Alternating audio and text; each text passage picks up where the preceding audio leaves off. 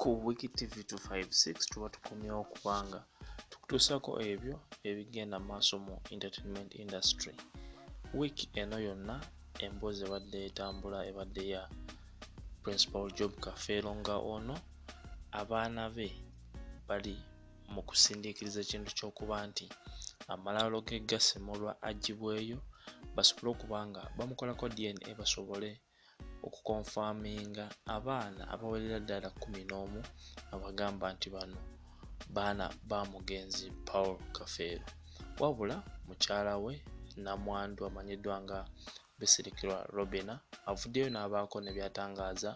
ku nsonga eno mu mboozi ebadde empanvuko era nga gye tukuleetedde essaawa eno obeere nga naawe owulira ku biki omukyala ono byavuddeyo n'atangaaza.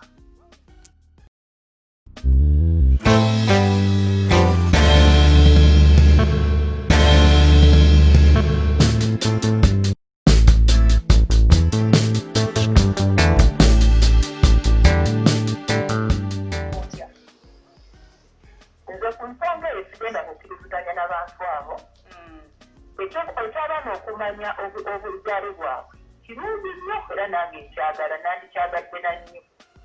naye nga ekyokusimula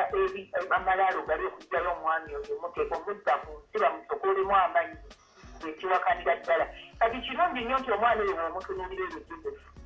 omulaba nti afaanana Kafeero kati bwaba muganda wa Pawulo bamugyeko omusaayi bagudde ne ku mwana we omulenzi era gikole ku bantu abali naye tebasobola kugenda magoze kutankula musajja oli kubanga ekisookera ddala ekiraamo kye baba bakimenye oli bw'aba yalamba wabula bw'abuuziddwa ku nsonga z'okuba nti omuzimu gwa Kafeero guli mu kukijjanya famire eno era nga famire eno ekijagaza okuba nga baziikulayo omugenzi kuba nti bamuteekako eddagala basobole okusiba omuzimu gwe bw'ati bwazzeemu.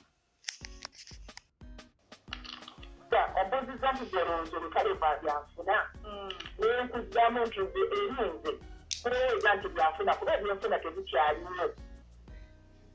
kyenkugambye nti naŋŋanga ebyo laga nti taata waabo Pawulo bwe yafa bw'amala okufa bwe bamukubira essimu n'agamba zisina mwana gwe bayita Pawulo n'amwegaana n'ataziika owayibawo omwezi nga kubu n'amanya kati wano waliyo eddiini efuna byanfuna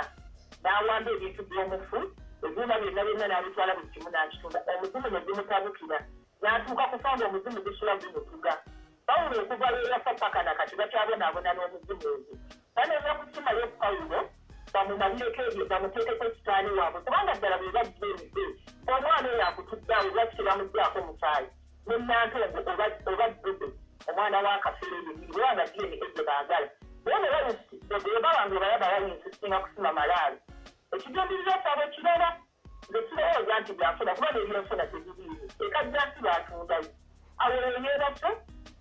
ekyapa kyo nkirina mutunula eyo mu maaso mugambe abaako kasanga alina ekyapa ekyakireeta ekyapa nze nkirina ate n'ekyampeesa ekyapa ekyo biga nti nali muganzi nnyo omusajja yali yeeraliikirira n'agamba zeddi ebirala byonna babikuseko naye ekyapa ekyo kikwate n'obwegendereza ekitereke kuba bajja kuntunda ekyapa nakiwa munnamateeka ne bakeera kuntuza era tebayinza kifuna kati kyekintu kyokka ekibuze tewali bya bugagga bikyaliwo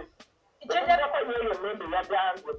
tebazzukira Pawulo ne bamuggyako obutoffaali ne bamanya abaana ejja genda bakeemunga ennyumba y'ekajjansi eyagigula gyagimugyeko baddemu bagitunde ne bamala okuddamu ogitunda ne bagita abaana be baddeko omusaayi ne babakasizza babagalira ebintu ebyo kati nze nende namubuuziza nti bw'obanga ddala mulimirwa bintu lwaki tosooka n'oleeta taata we byeyatta ebintu byonna bye yatunda n'osooka obikozaawo n'olaga omutima omulungi kibino taata wange bye yali atutte kati tubandikire kuno ebitulo tutusiika jjansi